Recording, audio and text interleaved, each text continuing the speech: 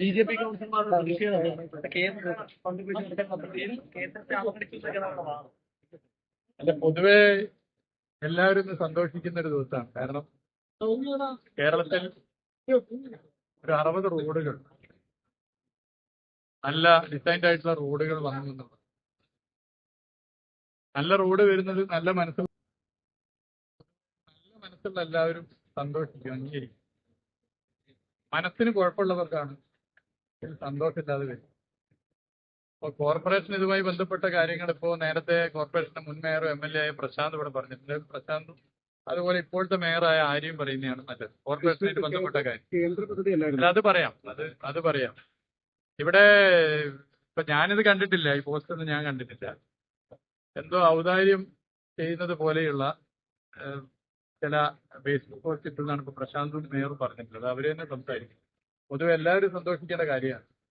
എല്ലാവരും സന്തോഷിക്കേണ്ട ഒരു ഘട്ടത്തിൽ ഇങ്ങനെ ബോധപൂർവം വിവാദം ഉണ്ടാക്കാൻ ശ്രമിക്കുന്നത് മനസ്സിന്റെ പ്രശ്നമാണ്.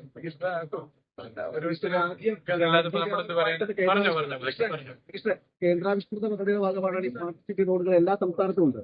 അല്ല, അത് എങ്ങനെ തിരുവനന്തപുരം ജില്ലക്ക് ലഭിച്ചു എന്നുള്ളതും അതിൽ സംസ്ഥാന സർക്കാർ ഫണ്ട് നൽകിയതും കോർപ്പറേഷന്റെ ഫണ്ട് നൽകിയതും ഒക്കെ നോക്കിക്കഴിഞ്ഞാൽ നമുക്കറിയാം അതിന്റെ വസ്തുത എന്താണെന്ന്. അറിയുന്ന കാര്യമാണ്. ഇവിടെ 48 റോഡിന് 211 കോടി രൂപയാണ് കേരളത്തിലെ 48 റോഡുകൾക്ക് ഉദ്ഘാടനം, വിവിധ ഭാഗങ്ങളുടെ ഉദ്ഘാടനത്തിനായിട്ട് സംസ്ഥാന സർക്കാർ ചെലവഴിച്ചു. 211 കോടി. ആ 211 കോടി 14 ജില്ലകളിലുള്ള റോഡുകളാണ്. ഈ 14 ജില്ലകളിലുള്ള റോഡുകളുടെ ഭാഗമായി ചെലവഴിക്കുന്നത് സംസ്ഥാന സർക്കാരിന്റെ ഫണ്ടാണ്. ഇപ്പറഞ്ഞ 12 റോഡുകൾ തിരുവനന്തപുരം കോർപ്പറേഷൻ നേരത്തെ പ്രശാന്ത് മേയറായപ്പോഴും ഇപ്പോ ആര്യ രാജേന്ദ്രൻ മേയറായപ്പോഴും അവര് ഫൈറ്റ് ചെയ്ത് മത്സരാധിഷ്ഠിതമായി നടന്ന സ്മാർട്ട് സിറ്റി പദ്ധതി കിട്ടാൻ വേണ്ടി അവര് എല്ലാ നിലയിലും ഇടപെട്ട് ഈ തിരുവനന്തപുരം കോർപ്പറേഷന്റെ മികവിന്റെ ഭാഗമായിട്ട് ലഭിച്ചത് അവരാണല്ലോ പറയേണ്ടത്. അത് അവർ പറയും. അങ്ങനെ ലഭിച്ച പദ്ധതിയാണ്. അങ്ങനെ ലഭിച്ച പദ്ധതിയിലെ ഭൂരിപക്ഷ ഫണ്ടും സംസ്ഥാന സർക്കാരും അതുപോലെ തന്നെ കോർപ്പറേഷനുമാണ് ചെലവഴിച്ചിട്ടുള്ളത്. കേന്ദ്ര സർക്കാർ നൽകിയെന്ന് പറയുന്ന ഫണ്ട് എന്തോ ഔദാര്യമായിട്ട് തന്നതുപോലെയാണ് ഇവിടെ ചിലർ പറയുന്നത്. അത് അവരുടെ മനസ്സിന്റെ പ്രശ്നമാണ്. മനസ്സിന്റെ പ്രശ്നം. നമ്മൾ നികുതി പൈസ അടച്ചിട്ട് നമുക്ക് തിരിച്ചു വരുന്ന പണം അത് ആരുടെയെങ്കിലും അവരുടെ ഭാഷയെ പറയുകയാണെങ്കിൽ ഞാൻ കുറച്ച് കടന്ന് പറയേണ്ടി വരും. ഇപ്പൊ പലപ്പോഴും അത് ശ്രദ്ധിച്ചിട്ടാണ് പറയുന്നത്.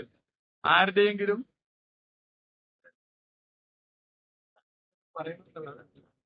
എന്തായാലും അങ്ങനെ കിട്ടിയ ഫണ്ടല്ലല്ലോ. നമ്മളെ നാട്ടിലെ ഇന്ത്യയിലെ എല്ലാ സംസ്ഥാനത്തിനും അർഹതപ്പെട്ട ഫണ്ടാണ്. അങ്ങനെ ലഭിച്ച ഫണ്ടും ഉണ്ട്, സംസ്ഥാനത്തിന്റെ ഫണ്ട് ഭൂരിപക്ഷമായ ഫണ്ടും ഉണ്ട്, കോർപ്പറേഷന്റെ ഫണ്ട് ഉണ്ട്. അതിന്റെ കണക്കൊക്കെ വ്യക്തമല്ല, എല്ലാവർക്കും പരിശോധിച്ചാൽ കാണാമല്ലോ. അതിന് ഇങ്ങനെ വക്രീകരിച്ചു പോകുന്നത് ശരിയാണ്? ഇങ്ങനെ എല്ലാവരും സന്തോഷിക്കേണ്ടതല്ലേ? എല്ലാവരും സന്തോഷിക്കേണ്ട പ്രശ്നമല്ലേ? അപ്പൊ അത് ആ നിലയിലേ അതിന് മറുപടി പറയാനുള്ളൂ. പിന്നെ അവരുപയോഗിച്ച ഭാഷ, ആ ഭാഷയിൽ തിരിച്ച് മറുപടി പറയാൻ തൽക്കാലം താല്പര്യമില്ല. പിന്നെ കോർപ്പറേഷനുമായി ബന്ധപ്പെട്ട് തീർച്ചയായിട്ടും ഇവർ രണ്ടുപേർക്ക് പറയാനുണ്ട്. അവരൊന്ന് പറഞ്ഞോട്ടെ.